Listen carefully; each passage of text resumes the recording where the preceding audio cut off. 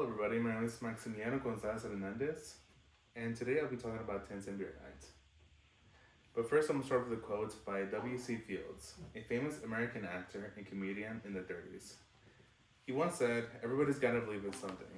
I believe I'll have another beer." The people in Cleveland, Ohio may not have heard of this quote, but they sure believed in it spiritually on June 4th, 1974, the day everything went wrong.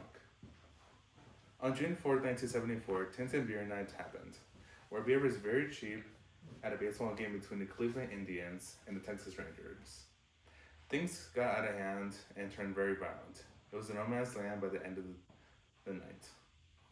It's important to know that even when ideas sound great or even flawless, that may not be the case. You should always ask for second opinions to get different perspectives. I have studied the event Ten Cent Beer Night after learning how, from the start, they wanted to increase the ticket sales in the baseball game, so the end, everyone was fighting each other. Today, I will cover one of the most infamous nights in Cleveland, Ohio, Ten Cent Beer Night. First, let us get started from the very beginning. The man behind the idea of Ten Cent Beer Night was Stanley Pavlov, a market executive. He is the one behind Ten Cent Beer Night. Pavlov noticed that the sales for tickets in Municipal Stadium were becoming very low, as he noticed that many people were not coming to watch the baseball games, which meant they were not selling tickets, which meant they were not getting a profit. He eventually was struck with the idea of how to get more ticket sales, which was Ten Cent Beer Night. In the article Ten Cent Beer Night by Mark Bona on June 1st, 2024, he stated that the beer was Stroh's and normally 65 cents at a ballpark. It was 3.2% alcohol, which equated to 85% off on all beers. He went to the higher ups and convinced them, even though they were unsure about the whole thing. The article Who Came Up with Ten Cent Beer Night by David in 2025 said that, however, Pavlov's enthusiasm and unwavering belief in success at Ten Cent Beer Night eventually won them over. To also help decrease an unforeseen events, they would limit people to buy 6 beers per purchase. Now that we learned how it all started, now let us talk about the nights it happened.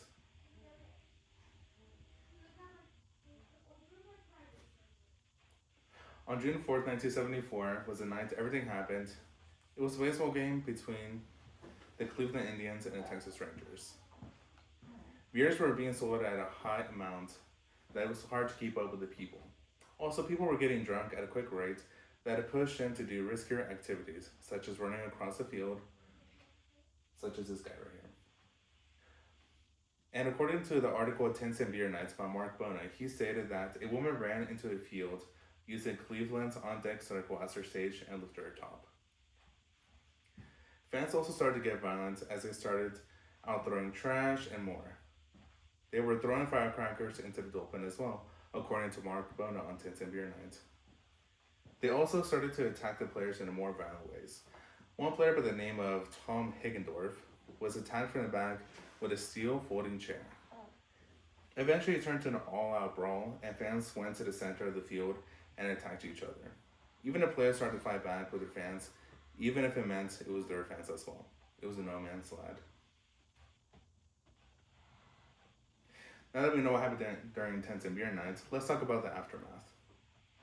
The aftermath, of course, was not great, as many things went wrong on Ten Cent Beer Night.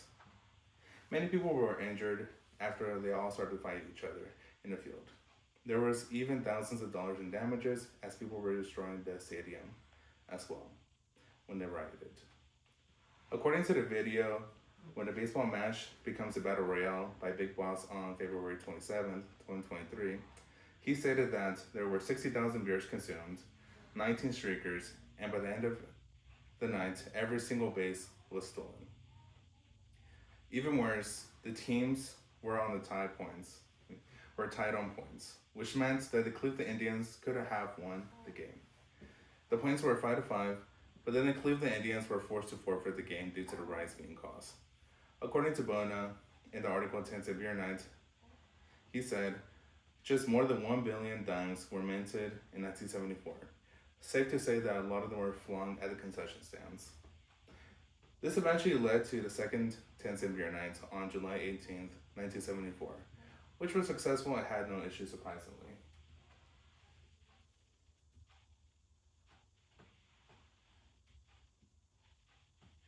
It actually went all pretty well. Everything was very regulated. There was no incidents, no violence, and everything went well.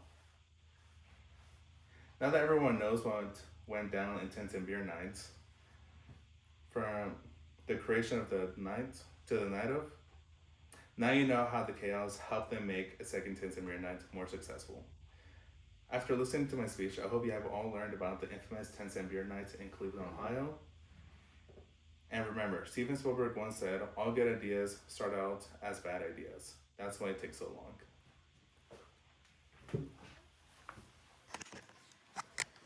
And here's my audience.